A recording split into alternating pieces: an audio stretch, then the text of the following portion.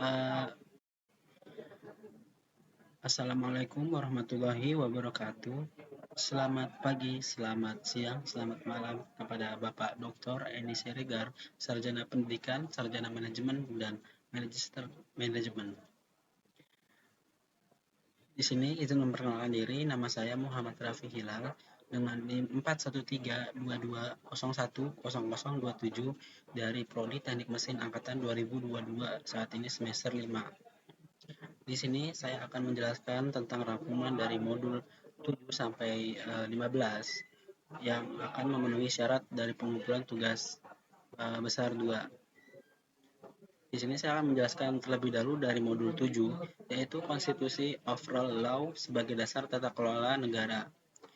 Pada modul 7 ini membahas konstitusi sebagai aturan tertulis dan tidak tertulis yang mengatur tata kelola negara, menjamin hak asasi manusia, serta mengatur pembagian kekuasaan untuk mencapai pemerintahan yang adil dan transparan.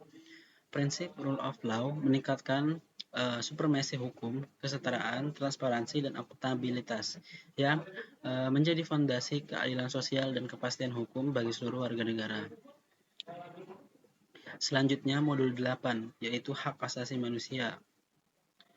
Pada modul hak asasi manusia menjelaskan tentang sebagai hak asasi manusia itu sebagai hak dasar universal yang melekat pada setiap individu sejak lahir.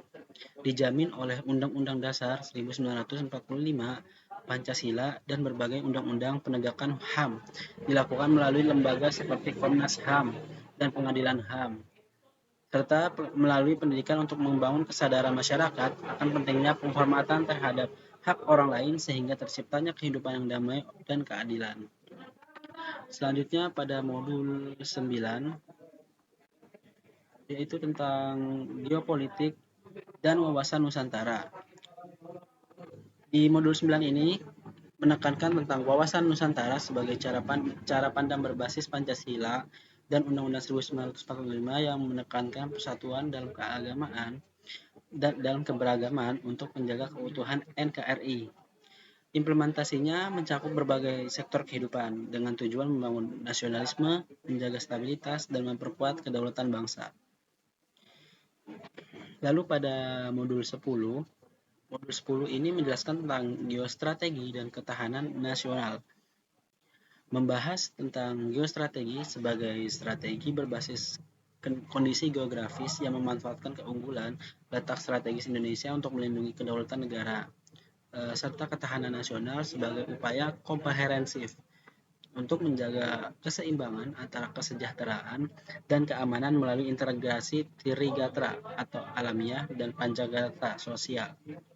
Strategi ini dirancang untuk menghadapi tantangan global dan lokal secara efektif dan dengan memperkuat seluruh aspek kehidupan berbangsa. Lalu pada modul 11 ini menjelaskan tentang hubungan agama dan negara. Jadi di modul 11 ini membahas tentang hubungan simbiotik mutualisme antara agama dan negara, di mana keduanya saling melengkapi dalam menciptakan harmoni sosial dan spiritual. Prinsip ini mendorong integrasi nilai-nilai keagamaan dalam dalam kebijakan negara tanpa mendominasi, mendukung implementasi ketahanan nasional melalui pembangunan yang berbasis nasional, nilai moral dan budaya.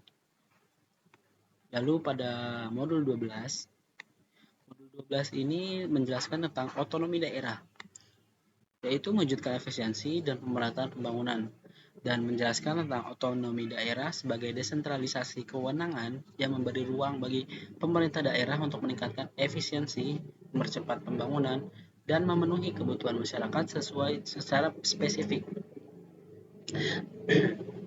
Dengan pemberdayaan sumber daya manusia, pengentasan kemiskinan, serta transparansi dalam pemerintahan, otonomi daerah dapat memperkuat demokrasi lokal, mendorong pemerintahan pembangunan. Lalu pada modul 13, tata kelola modul 13 menjelaskan tentang good governance, yaitu tata kelola pemerintahan yang efektif dan berkeadilan. Di modul 13 ini menjelaskan tentang good governance sebagai tata kelola pemerintah yang mengedepankan transparansi, akuntabilitas, partisipasi, dan efisiensi. Untuk menciptakan pemerintahan yang bersih, adil, berorientasi, dan berkelanjutan. Penerapan Penerapannya memperbaiki hubungan antara pemerintah, masyarakat, dan sektor swasta untuk menciptakan sinergi dalam mewujudkan kesejahteraan bersama. Lalu pada modul 14 yaitu masyarakat madani.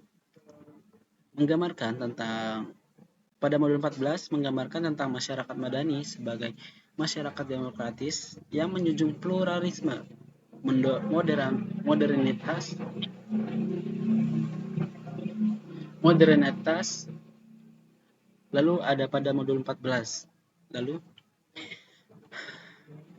Lalu selanjutnya ada di modul 14 yang menjelaskan tentang masyarakat madani.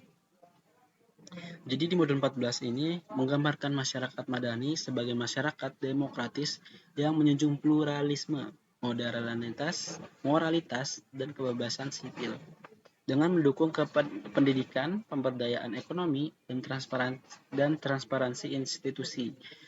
Masyarakat madani juga berfungsi sebagai penggerak utama untuk menciptakan kehidupan yang adil dan harmonis. Lalu pada modul 15, di sini menjelaskan tentang globalisasi, peluang dan tantangan di era tanpa batas. Jadi di modul 15 ini menjelaskan membahas tentang globalitas sebagai proses integrasi global yang membawa peluang besar dalam perdagangan, teknologi, dan komunikasi. Namun juga terdapat tantangan seperti ancaman, identitas budaya lokal. Karena pada saat itu banyaknya teknologi atau hal dan budaya-budaya dari luar masuk ke dalam Indonesia yang mengakibatkan miskin tentang budaya lokal dan terasingnya tentang budaya lokal. Untuk menghadapi globalisasi diperlukan strategi seperti penguatan ekonomi, penguasaan ilmu pengetahuan teknologi, dan penerapan etika serta moralitas yang kuat guna memastikan daya saing individu dan bangsa di kancah internasional tanpa kehilangan jati diri nasional. Sekian dari saya presentasi dalam menjelaskan modul 7 sampai 15 untuk memenuhi kebutuhan nilai tugas besar 2 pada mata kuliah kewarganegaraan. Sekian dari saya. Wassalamualaikum warahmatullahi wabarakatuh.